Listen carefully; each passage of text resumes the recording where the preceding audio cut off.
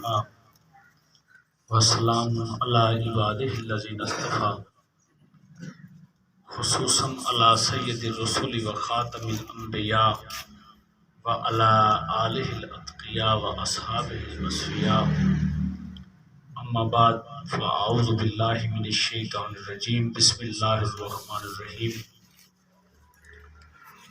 لقد کان لکم فی رسول اللہ اسوۃ حسنہ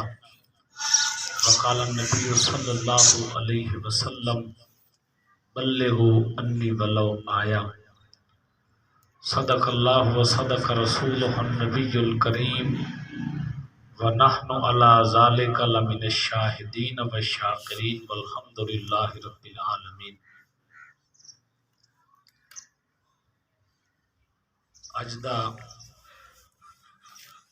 21 فروری 2022 دا دن ملک پاکستان دے وچ پنجابی دا پرچار، پنجابی ماں بولی زبان مختلف عنوانات دے نال ملک پاکستان دے مختلف حصیاں دے وچ ریلیاں نکالی گئی اور جلسے فنکشن کیتے گئے، جس دے وچوں اج ایک ساڈا ضلع جنگ دے موزہ باغ اصحابہ کوڑیاں دے علاقے دے وچ ساڈے فخر،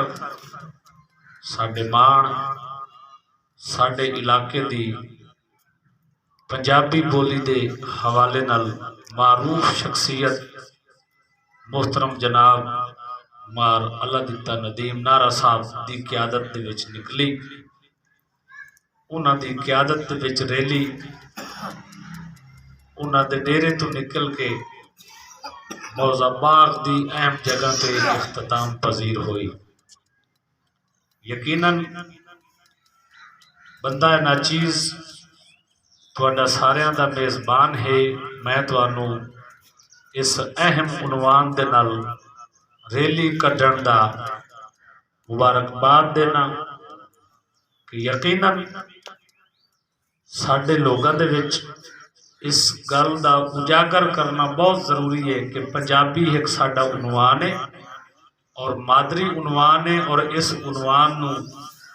اگے لے جا کے اسانوں اس عنوان دے جتنے حقوق ہیں وہ حکومت کولوں لینے چاہیے۔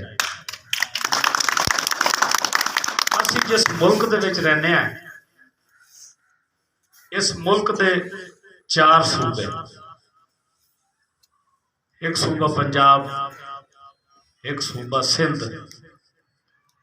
ایک صوبہ بلوچستان، ایک صوبہ سرحد، اور یقیناً اس کی تاریخ یہ ہے کہ پنجاب نو پنجاب اس واسطے آکھیا گیا کہ اتھے لوگ پنجابی بولتے ہیں۔ سندھ دا نام اس واسطے سندھ رکھیا گیا کہ انہاں لوگاں دی زبان سندھی ہے۔ بلوچستان دے وچ اس واسطے انہاں دا نام رکھیا گیا کہ وہ بلوچین، بلکہ پنجاب دا کچھ حصہ کٹ کے، یعنی پنجاب صوبہ پنجاب دے 2 صوبے بناون واسطے جڑا دوسرا صوبہ رکھیا گیا، جس دا نام رکھیا گیا یا جنوں تقسیم کر کے بنایا جا رہا ہے، جنوں آدھے نے جنوبی پنجاب۔ اس پنجاب، جنوبی پنجاب دے نام دے اوتے وڈیریاں نے ایک جنگ لڑی ہے کہ ساری زبان سرائکی ہے، لہٰذا جی میں باقی صوبیاں دا نام زبان دے حوالے نال رکھے گئے، اسی طرح اینوں بھی ساری زبان دے حوالے نال دا نام رکھا جائے۔ اور تسی اچھی طرح جانتے ہو کہ ساڈا جڑا چوتھا صوبہ ہے، صوبہ سرحد، یہ دا نام اصل ہے سرحد، لیکن اس صوبے دے لوگاں نے گورنمنٹ کو جنگ لڑ کے نام لیا کہ چونکہ ساری بولی پشتو ہے،